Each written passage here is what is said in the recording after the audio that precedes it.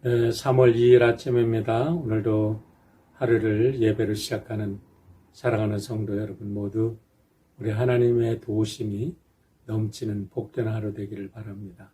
함께 기도하겠습니다. 자비로우신 아버지 하나님 감사합니다. 하나님의 은혜로 이제 3월을 맞이했습니다. 새 봄이 돌아오는 이 아름다운 계절에 우리 사랑하는 성도들의 모든 삶도 온전한 하나님의 은혜 가운데 회복되도록 인도하여 주시고 저들의 영혼이 잘된 같이 범사가 잘되고 강건한 축복 허락하여 주시옵소서. 오늘도 예배를 통하여 우리를 도우시는 하나님의 은혜를 저들의 삶 속에서 경험하는 복된 역사가 있게 도와주시고 주님의 도우심의 손길을 믿고 오늘도 힘차게 하루를 시작할 수 있도록 역사하여 주시옵소서. 예수님의 이름으로 기도하옵나이다. 아멘. 네, 오늘은 뉴욕 만백성 교회를 섬기고 계시는 이종범 목사님께서 이사야 41장 말씀을 가지고 말씀 전해 주시겠습니다. 말씀에 귀한 은혜 있길 바랍니다.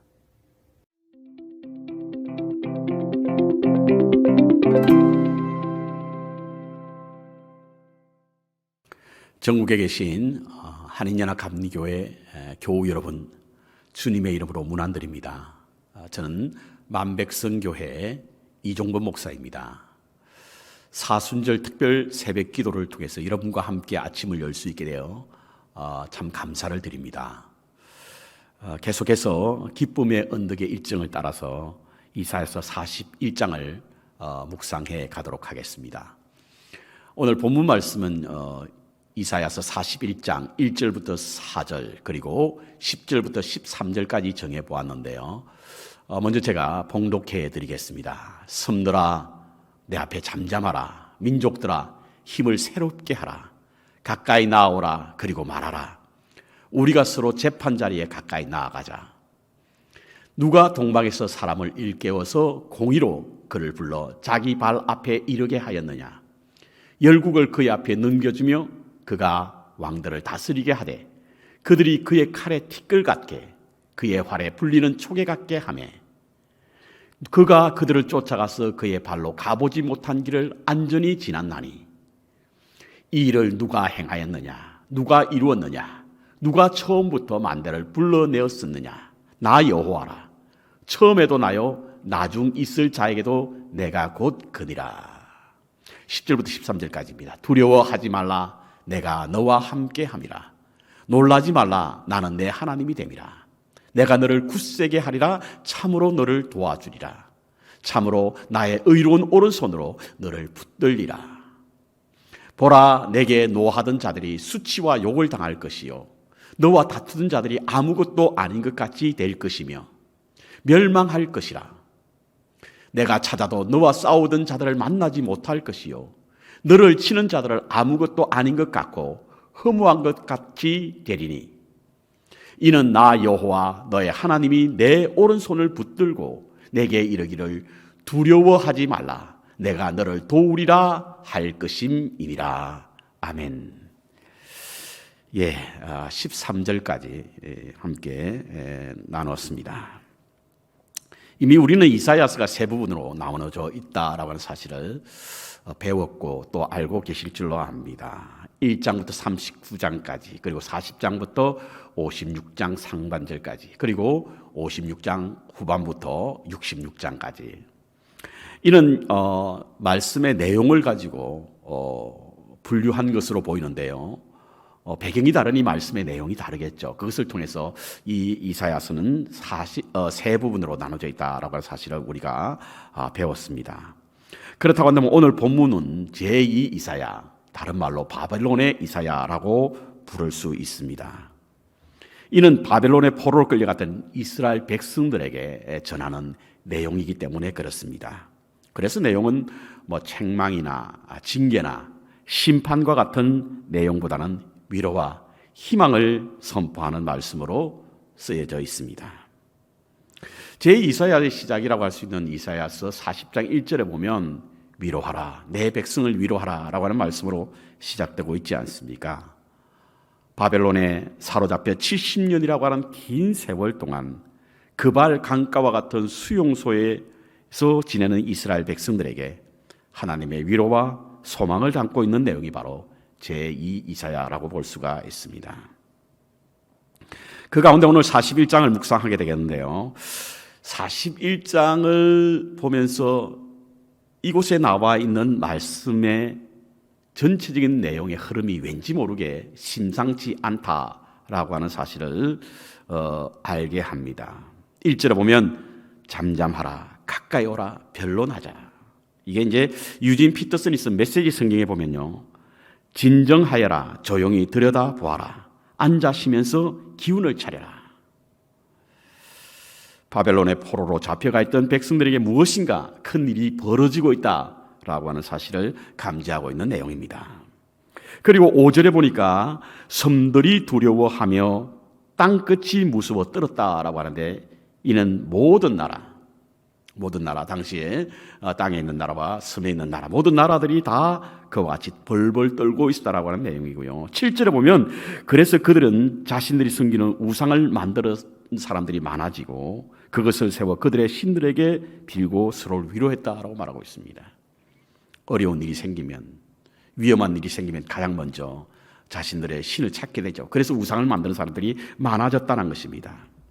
그런데 10절에 보니까 하나님은 이사야를 통해서 이스라엘 백성에게 이와 같은 말씀을 선포합니다. 두려워하지 말라, 내가 너와 함께함이라. 놀라지 말라, 나는 내 하나님 여호와가 됨이라. 내가 너를 굳세게 하리라. 참으로 너를 도와주리라. 참으로 나의 의로운 오른손으로 너를 붙들리라. 이렇게 말씀하고 있는 겁니다. 모든 나라가 두려움 속에 사로잡혀 있을 때 이스라엘 백성들에게 하나님은 두려워하지 말라, 무서워하지 말라라고 하는 위로와 소망을 담은 말씀을 선포하고 있습니다. 왜죠? 왜 이와 같은 말씀을 하게 되었을까요?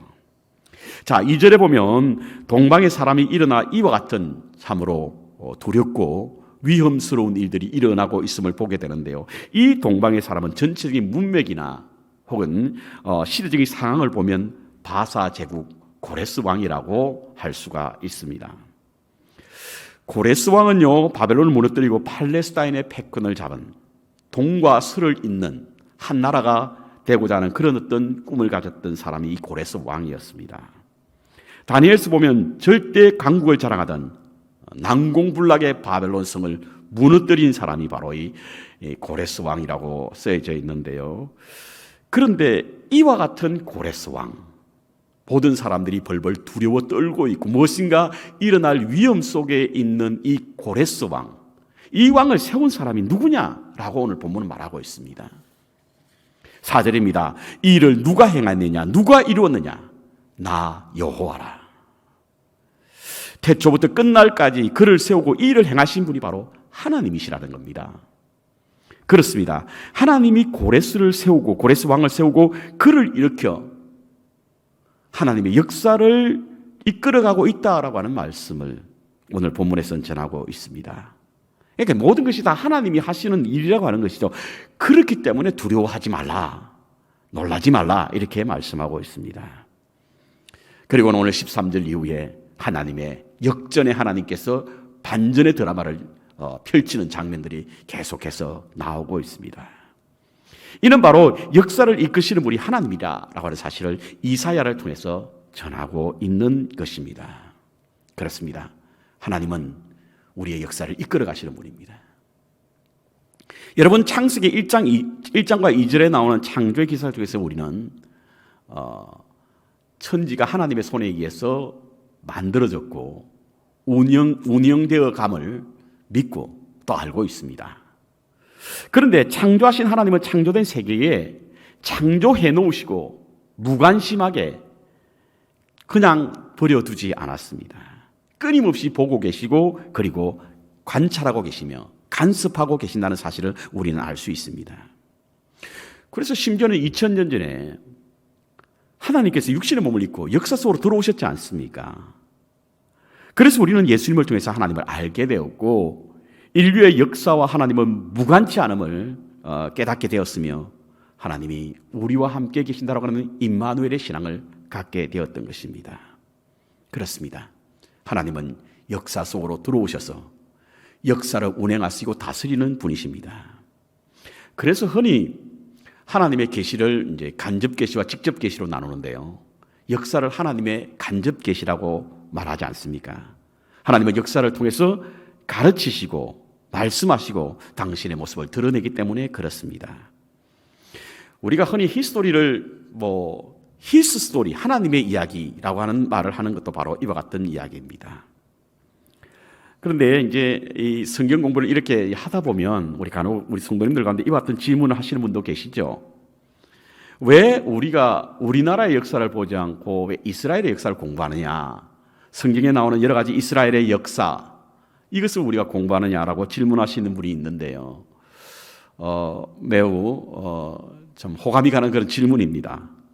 그런데 성경에 나오는 이스라엘의 역사는요, 이스라엘의 역사가 아니라 하나님의 역사입니다.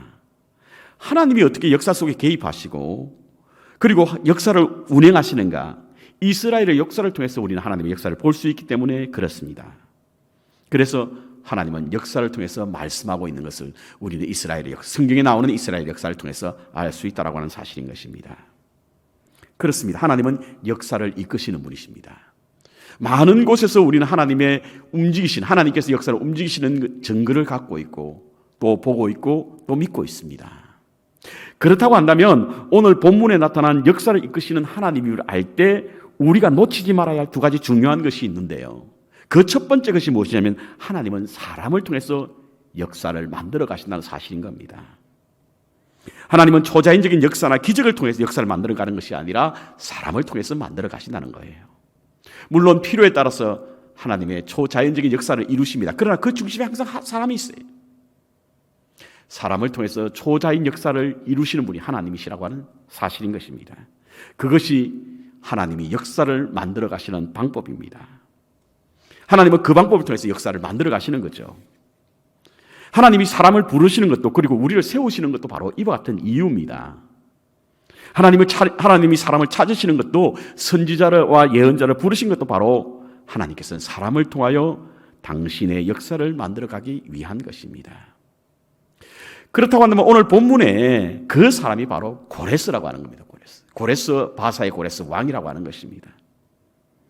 그렇다면 왜 고레스와 같은 원수된 이방 나라의 왕을 세워서 하나님은 역사를 만들어 가실까? 일반적으로 우리의 생각은 하나님은 하나님의 사람, 의로운 사람, 그리고 하나님의 백성을 통해서 역사를 만들어 가시는 것으로 이해하고 생각할 수 있습니다. 그런데요, 성경을 꼼꼼히 들여다보면 그렇지 않을 경우가 훨씬 더 많습니다. 욥기서를 한번 보십시오. 사단을 통해서도 하나님의 지혜를 가르치고 있습니다. 하박국서를 보십시오. 바벨론을 통해서 이스라엘 백성들을 징계하시겠다고 하시는 하나님의 말씀이 있지 않습니까? 우리가 생각할 때, 그리고 하박국이 하나님께 원망하며 대항했던 것이 무엇이냐면 어떻게 할례를 받지 않는 사람, 저 잔인하고 포악하기로 유명한 갈대아 사람을 통해서 하나님은 일하십니까? 라고 대항하고 있지요. 그런데 하나님께서는 이스라엘을 징계하시기 위해서 사단이나 이방 나라, 심지어는 원수된 자들을 채찍으로 이용하기도 하신다는 사실을 우리에게 알게 하십니다. 그렇습니다, 여러분. 하나님은 사람을 통하여 하나님의 역사를 써내려 가시는 겁니다.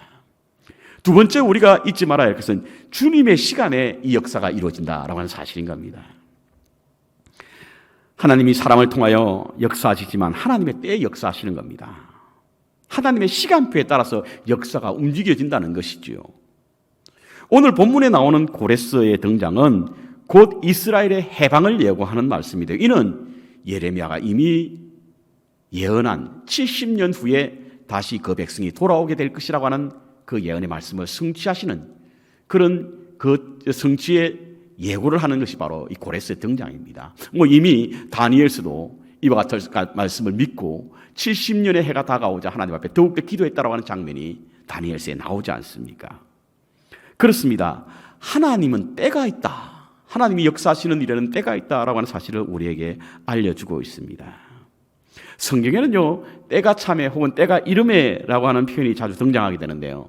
이는 무르익음에라고 하는 뜻을 가지고 있습니다. 출애굽기에 보십시오. 이스라엘 백성이 430년 동안 애굽에 종살이를 하게 되었는데요. 때가 찼을 때 하나님은 그 백성을 해방시켜 주었습니다. 갈라디아서 4장에 보십시오. 예수님께서 때가 참에 이 땅에 육신의 모습으로 오셨다라고 사도 바울 선생은 말씀하고 있습니다. 그렇습니다. 하나님의 때가 있죠. 하나님의 시간이 있습니다. 우리는 흔히 헬라어에 시간을 나타내는 두 개의 단어가 있다라고 하는 사실을 알고 있는데요. 하나는 해와 달을 통해서 인류가 만들어낸 시간인 크노시스와 다른 하나는 하나님의 시간을 나타내는 카이로스입니다. 사도행전 1장에 보면 예수님이 성천하시는 모습을 보고 제자들이 함께 모여서 성천하시는 예수님께 질문했던 것이 있죠. 주님이 언제 오십니까? 이때 주님께서는 그 제자들을 향하여 당신도 알지 못하고 천사도 알지 못한다. 오직 아시는 이는 하나님이시다라고 하는 말씀을 하고 있습니다. 왜냐하면 역사를 움직이시는 이는 하나님이시고 그리고 하나님의 시간대에 그것이 이루어지기 때문에 그렇습니다. 우리의 시간으로 하나님의 시간을 계산할 수 없다는 겁니다. 하나님의 시간은 우리의 시간으로 천년이라고 하는 긴 세월이 될 수도 있고요. 그리고 하루라고 하는 아주 짧은 시간에 이루어질 수도 있다라고 하는 것입니다. 하나님의 시간표에 따라서 역사가 움직여진다라고 하는 사실을 말해주고 있는 것입니다. 우리는 간혹 우리의 시간에 모든 것이 이루어지기를 바랄 때가 많습니다.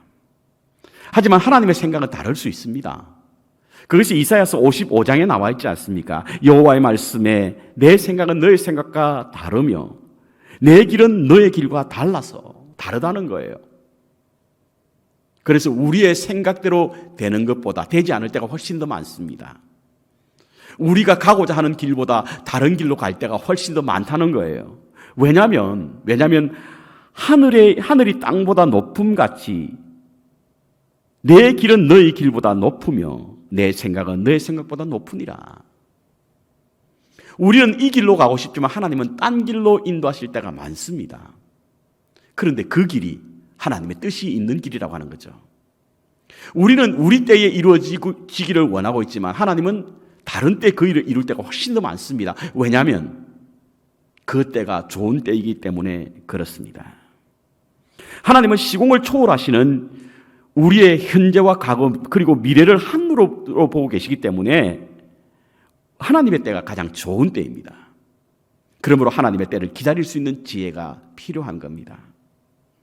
우리는 간혹 하나님으로부터 승낙을 받았다고 해서 응답을 받았다고 해서 당장 이루어질 것으로 생각하는데 그렇지 않을 수도 있습니다. 여러분 다윗을 보십시오. 그는 미소년 때에 사무엘로부터 기름 부음을 받았습니다. 그리고 왕으로 세움을 입을 것을 말씀했습니다. 그런데요 10년이란 긴 세월, 오히려 10년보다 더 많다라고 주장하는 학자들도 있는데요 그는 왕으로 세움을 받지 못했습니다.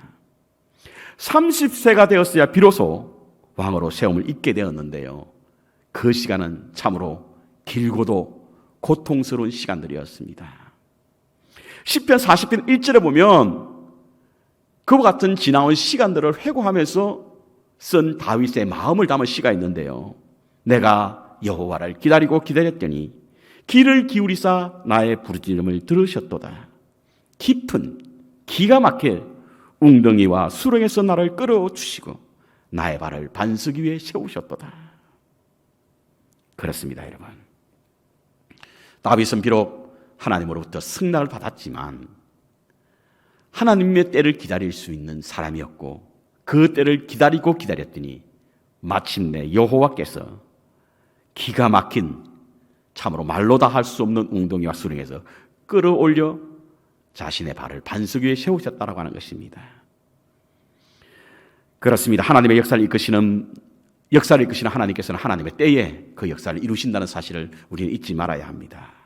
자, 이렇게 사람을 통해서 역사하시고 그리고 주님의 시간에 이루어진다고 한다면 우리는 하나님의 손에 붙잡힌 주님의 손이 되어야 하고요.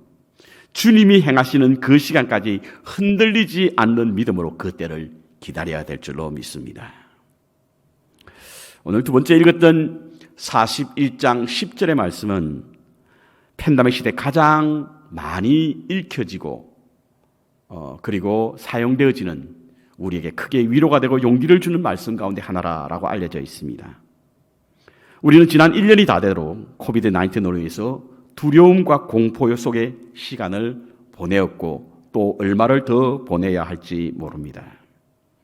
최첨단의 과학이 최선을 다하여 총력으로 싸우고 있지만 힘에 부치는 듯 합니다. 무서운 위력으로 여전히 우리에게 위협하고 있습니다. 백신이 개발되어 맞서 싸우고는 있지만 또 다른 변이 바이러스의 공포가 우리를 짓누르고 있습니다. 이와 같은 때에 이 말씀이 우리에게 묵상되어집니다. 코비드-19에 대한 해석들이 다릅니다. 어떤 분들은 인간이 가진 소유의 욕망으로 인해서 무분별하게 파괴되고 훼손된 것에 대한 자연의 반격이다, 균의 역습이다 라고 주장하는 분들이 있습니다. 매우 공감이 가고 설득력 있는 가르침입니다. 하지만 성경 여러 군데 나타난 말씀을 통해서 조명해 본다면 이와 같은 자연의 대재앙과 하나님의 심판이 무관치 않음을 알 수 있게 됩니다. 그렇다고 한다면 우리는 이와 같은 팬데믹 속에서 주님 앞에 겸비한 자로 스스로 성찰하고 돌이키고 깨달아 하나님 앞에 돌아와야 하고, 동시에 내니 두려워 말라 안심하라 라고 하는 말씀을 들을 수 있어야 될 줄로 믿습니다. 역사를 이끄시는 하나님을 믿고 바라보시면서 모든 두려움에서 이기시기 바랍니다. 동시에 하나님의 손이 되어서 주님의 역사를 이루시는 일에 소명자로서 귀히 쓰임을 받으시고 주위에 나타나실 때를 기다리는 믿음의 삶을 살심으로 하나님의 역사의 동역자가 되시기를 주님의 이름으로 축원합니다. 아멘.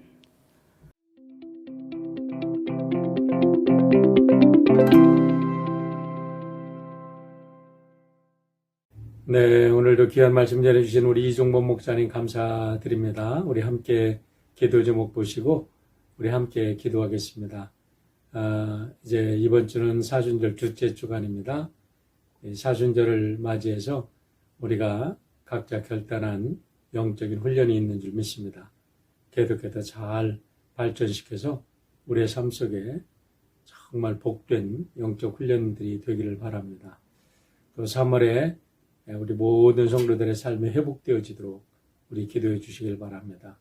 우리 성도님들의 비즈니스도, 건강도, 또 모든 사람들과의 관계도, 또 마음속에 있는 모든 불안과 염려 다 버리고 희망으로 회복되어지는 복된 3월이 되기 위해서 함께 기도해 주시길 바랍니다.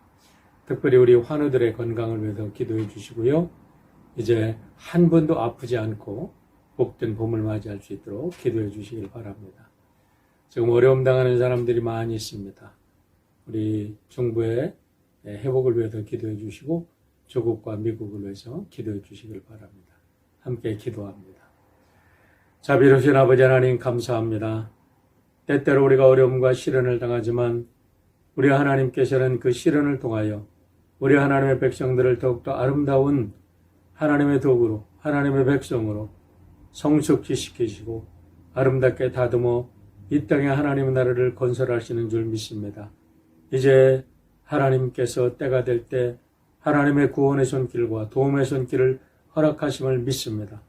이제 새봄을 맞이한 사랑하는 모든 성도들의 삶에 회복의 역사가 넘치도록 인도하시고 축복하시고 믿음으로 승리하는 우리 귀한 성도들 되도록 역사하여 주시옵소서. 오늘도 복된 길로 인도하시는 우리 하나님의 귀한 은혜를 감사드리며 예수님의 이름으로 기도하고 축복하옵나이다. 아멘.